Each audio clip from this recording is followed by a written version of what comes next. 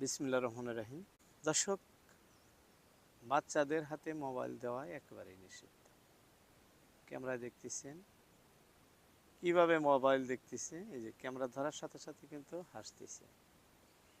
পৃথিবীর কোন জায়গায় কি হইতেছে কোনো বিষয় কিন্তু এর ধ্যান খেয়াল নাই, শুধু ভিডিও কিভাবে দেখা যায়, কি দেখতেছে ও আর নিজের সেই দিকে লক্ষ্য, আর সেটাই বড় বিলা ভাইবে নিছে। এটা কিন্তু লেখাপড়া করার সময়, এই সময় আমরা অনেকেই এই বড় অঙ্কের ভুল করে থাকি। দর্শক, ছোট বাচ্চার হাতে মোবাইলটা দিয়ে আমরা নীরবে বসে থাকি, না হলে কান্না করে, বিভিন্ন ধরনের বস্তুবাহিনী চাঙ্গাচিঙ্গি করে, নষ্ট করে। এই যে একটা ভাব, এখন টাউন অর্থাৎ শহর আর গ্রাম নাই, সব জায়গায় সবার স্বভাব হয়, কারণ মোবাইল গ্রামেও যেরকম শহরে একই পর্যায়ে দাঁড়াইছে বর্তমান।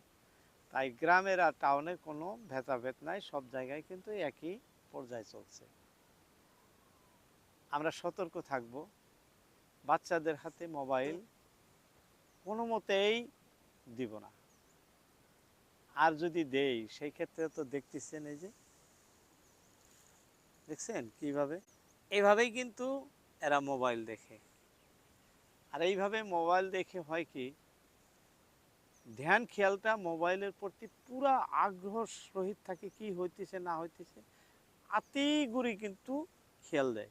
আপনি যখন কিতাব হাতে দিবেন, তখন খালি কিতাবের পেজ এভাবে এভাবে উল্টাবো, মানে পৃষ্ঠাগুলো উল্টাবো, দেখবো মানে শর্টবিট, ওই যে একটা ভাব, মানে অন্তরে টানতেছে কিভাবে মোবাইলটা নেওয়া যাব, দেখা যাব, সেই একটা ভাব, যার জন্য আর পড়াশোনার দিকে ভালো খেয়াল বা ভালো মন আসে না। দর্শক, অনেকেরই, আমরা অনেকেই গার্জিয়ান আছি, অনেকেরই কিন্তু এরকম সমস্যা বর্তমানে হইতেছে। বাস্তবতা থেকে কইতেছি কথাগুলো, আমি পরীক্ষা করে দেখতেছি। তাই মোবাইল বাচ্চাদের হাতে না দেওয়া বেশি ভালো। হ্যাঁ পক্ষে যারা আছেন অবশ্যই কমেন্ট করবেন ভিডিওতে। আর বাচ্চাদের হাতে মোবাইল দিলে কোনো ধরনের সমস্যা আসে না, এই পক্ষে যারা আছেন অবশ্যই আপনাদের কমেন্ট, মানে কমেন্টে জানাবেন। আমার বৃদ্ধ বয়স বললে ভুল হবো না। বর্তমানে আমি যে পর্যায়গুলো দেখতেছি, সব জায়গা একই ধরনের, সেই উপলক্ষে কথাগুলো বলে ফেললাম। যাই হোক, বলার মধ্যে ভুল ত্রুটি হয়ে যায়, ক্ষমার দৃষ্টিতে দেখবে। আবারও কথা হবে অন্য কোনো ভিডিওতে, আজকের মতো আর নয়। আসসালামু আলাইকুম।